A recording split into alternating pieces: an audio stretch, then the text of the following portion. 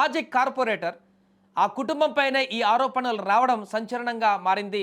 Malkajgiri police station పరిధిలో మౌలాలీలో ఒక యువతి రోడ్డుపైన కూర్చొని ధర్నా నిర్వహించింది.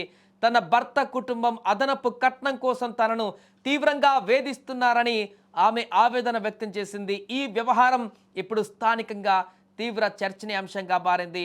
మౌలాలి డివిజన్ మాజీ కార్పొరేటర్ చిన్న కొడుకుతో బాధిత యువతికి గతేడాది నవంబర్లో వివాహం జరిగింది. ఈ వివాహ సమయంలో యువతి కుటుంబం కట్నంగా ఏకంగా 2 కోట్ల వరకు ఇచ్చినట్లుగా ఆమె చెప్తుంది. అయితే ఈ భారీ మొత్తాన్ని కట్నంగా ఇచ్చినా కూడా పెళ్లి జరిగిన నెల రోజులు కూడా గడవక ముందే భర్త కుటుంబం అదనపు కట్నం కోసం యువతిపైన ఒత్తిడి తీసుకురావడం మొదలుపెట్టిందంటూ కూడా బాధితురాలు అక్కడ ఆరోపించింది. పెళ్ళైన కొద్ది రోజులకే ప్రారంభమైనటువంటి ఈ వేధింపులు క్రమక్రమంగా హద్దులు దాటుతూ తీవ్ర రూపం దాల్చాయట. ఇక తమకు రాజకీయంగా పలుకుబడి ఉందని దాన్ని ఉపయోగించి తమపై ఒత్తిడి తెస్తున్నారని కూడా ఆ యొక్క నవ వధువు ఆవేదన వ్యక్తం చేసింది.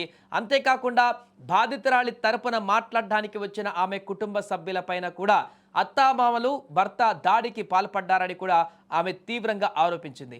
తనపై కూడా తప్పుడు ఆరోపణలు చేస్తూ తనను తన కుటుంబ సభ్యులను మానసిక వేదనకు గురి చేస్తున్నారని ఆమె కన్నింటి పర్యాయతమైంది. ఇక ఆప్షన్ ఏది లేక నేరుగా ధర్నాకు కూర్చోవాలంటూ కూడా అనుకుని ఆమె రోడ్డు మీదకు వచ్చి ధర్నా నిర్వహించినట్టుగా తెలుస్తుంది. ఈ క్రమంలోనే తన భర్తను కూడా కలవకుండా అత్తామామలు అడ్డుకుంటున్నారంటూ కూడా ఆ యువతి తెలిపింది.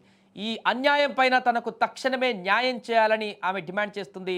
రోడ్డుపైన ధర్నాకు దిగినటువంటి నవ వధువు వెంటనే చర్యలు తీసుకోవాలని కూడా పోలీసులను కోరింది. వేధింపులకు పాల్పడుతున్నటువంటి అత్తామామలపైన అలాగే భర్త పైన కఠిన చర్యలు తీసుకోవాలంటూ కూడా డిమాండ్ చేసింది. ఏదేమైనా కూడా కట్నం వేధింపుల ఘటన అనేది చాలా రోజుల తర్వాత ఇలాంటి వార్త మరలా ఇక్కడ ఇప్పుడు వెలుగులోకి రావడం ఒక్కసారిగా సంచలనంగా మారింది. అది కూడా ఎడ్యుకేటెడ్ కుటుంబంలో, ఉన్నతమైనటువంటి హోదాలో ఉన్నటువంటి కుటుంబంలో, రాజకీయ పలుకుబడి ఉన్నటువంటి కుటుంబంలో, రాజకీయంగా ఒక హోదాలో ఉన్నటువంటి కుటుంబంలోనే ఈ యొక్క ఆరోపణలు రావడం అనేది సంచలనంగా మారింది. మీకు గురయ్య అనేటువంటిది కూడా ఇప్పుడు చర్చనీయాంశంగా మారింది.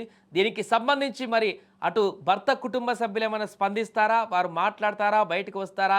ఈమె వర్షన్ ఈ విధంగా ఉంది, భార్య వర్షన్, మరి అత్తమామలు అదేవిధంగా భర్త వర్షన్ ఏ రకంగా ఉండబోతుంది? గతంలో జరిగినటువంటి అనేక కేసుల్లో కూడా 2 భిన్న ధృవాలు, భిన్న వాదనలు వినిపించాయి. కాబట్టి ఈ యొక్క అంశం పట్ల వారి వర్షన్ ఏ రకంగా ఉంటుంది? ఇప్పుడు బాధితురాలకి ఎలాంటి న్యాయం జరుగుతుంది?